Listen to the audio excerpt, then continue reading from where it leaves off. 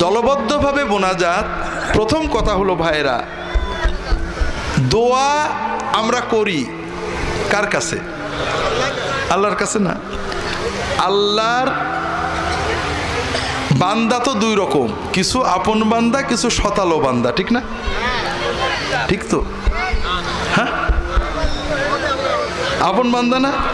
আচ্ছা বলেন তো, মায়ের আপন ছেলে একটা জিনিস চাবে মার কাছে, আর বাকি 5 ভাই ডাকে আনা লাগে কিনা?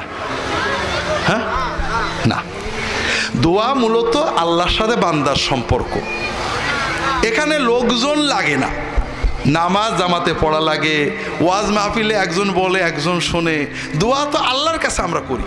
এই জন্য সাধারণভাবে দোয়া যার যার দোয়া তার অন্তরের মহব্বত নিয়ে দোয়া করব আমরা আল্লাহর কাছে, সব চাবো। কিভাবে পারলে আমি পরে